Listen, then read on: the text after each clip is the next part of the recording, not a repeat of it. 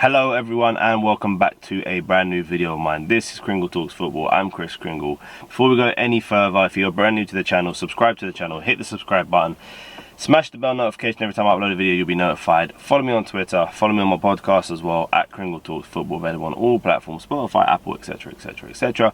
Run down again as usual, bit of injury news, predicted lineup, who I'm expecting a big performance from, and yeah, a little bit of a closing sort of after that. So let's get into it.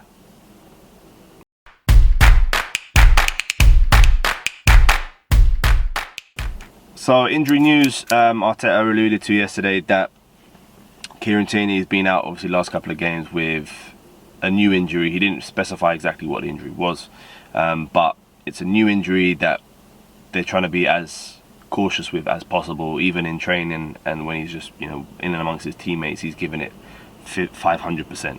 So he's always running the risk of an injury, even in training, even when he's, you know, just supposed to be preparing essentially for the match rather than actually in the match. So other than that, all the rest of the news seems to be bright. Pablo Mari's back in training. Obviously, I'm not even going to talk about any of the suspensions because corrupt FA, as I like to call them,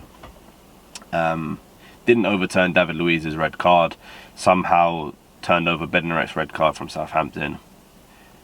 You know, I'm not even going to get into it. Peter Walton again last night. Why did they keep getting these dinosaur referees on, explaining stuff that they don't even know what they're talking about? He couldn't even give an actual answer without going. So, you know, I'm still pissed. Like, let's be fair, I'm still pissed off. But I'm not going to get into it. I'm just going to go straight in. Other than the Kieran Tierney situation and obviously the suspensions, it seems everybody should be fit. Matt Ryan is in training, so he should hopefully be past fit for the game on Saturday. It's a 12:30 kickoff, I believe. So hopefully, fingers crossed, he's available for that. You know what? Listen, I'm going to go straight into my predicted lineup because I think if this is going off the basis that Kieran Tierney is fit and ready to start, I go Leno in goal, Cedric at right back, Holding, Gabriel centre back, and then Kieran Tierney left back. Thomas Partey, Granit Xhaka in the midfield, and then a forward three.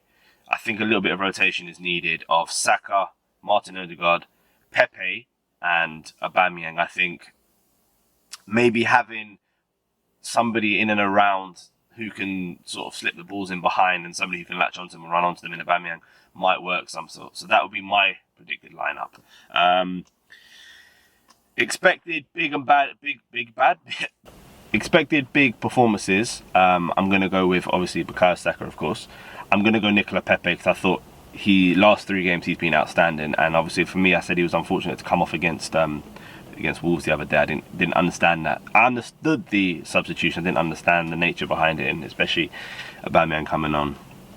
But listen, I've done that one already. So I'm expecting Saka, Pepe, and I'm not going to put too much bearing on Martin Odegaard or Aubameyang at the moment because, you know, Odegaard's only been here a couple of weeks. Aubameyang's only fully back fit. So I'm going to go for those 2 players. You know, look, obviously I didn't mention at the start, but form coming into it. Aston Villa are on not the best of runs, let's put it that way. 2 defeats in their last 3 games, 3-2 away at Burnley and then a 3-1 defeat at West Ham, which, you know, on the basis of things is quite a bad result for them considering the form that they had been in. So, and obviously Arsenal first defeat in however many games, but under really, really brutal circumstances. You know, down to 9 men. I thought even at 10 men we probably could have damaged them and hurt them, and then you go down to 9 men with 20 minutes left to play, and it's just it literally is downhill from there. And, you know, I mean, the only positive is that we didn't lose by a bigger margin. So I would say, you know, the Arteta pre-match would be, you know, telling the guys, listen, forget the second half of the Wolves game because it's irrelevant right now. You know, what happened in terms of the red cards, whether we agree with it or not, in terms of Leno's red card, but the actual nature of the game in the first half was the best football we played, and he even said that yesterday himself, that he thought the best football that we played.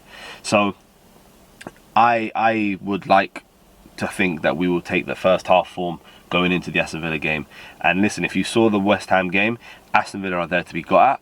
They leave a lot of space in behind, and I think the way we've been playing we can damage them in terms of getting in behind their defenders, because they play a very high line. And even they did the same thing to us at the Emirates when they came and won 3-0. They played a very high line then, and not that we could have done anything because we were really, really bad on the day, but if we were in the form that we were in now going into that game, it could have been a different picture, I think. And so, my prediction for the game, I don't think my predictions have actually been right yet, so I'm not even going to go for an actual score line or who's going to score. I'm just going to go for an Arsenal win. I think Arsenal will win because I think Aston Villa are there to be got at. I think their defence is there to be got at. I think the way, like I said, the way they play the high line, the way they spread their defence, Matty Cash, Matt Target push forward all the time, they leave their defenders exposed. And I think the form that Pepe's on, the form that Saka's in, and the pace of Aubameyang, and the precision passing in terms of Martin Odegaard, I think we can damage them. So I'm going to go for an Arsenal win. Can't tell you how convincing I am by it, but I'm going to go for an Arsenal win. And listen, another small little nugget I'm going to do. I think it's time we bow our heads and you say a little prayer for Tottenham Hotspur. I know what you're going to say. Why? Because the greatest team in world football, according to the media, are already out the title race, and it's only February. Yeah. 3 consecutive home defeats for Jose Mourinho, first time in his Premier League career. Heung-min Son touched the ball in Chelsea's box for the first time last night in the 87th minute.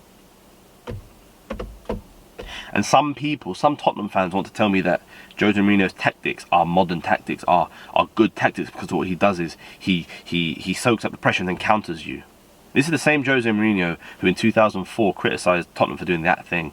He said, this is what we call in my country getting the bus and putting it in front of the goal. This is what he does. So listen, we can all laugh at Tottenham because it's funny, but we got to remember, the truth of reality right now is that they're still above us. How much longer, who knows, but they're still above us for now. So I thought I'd do that little one for them.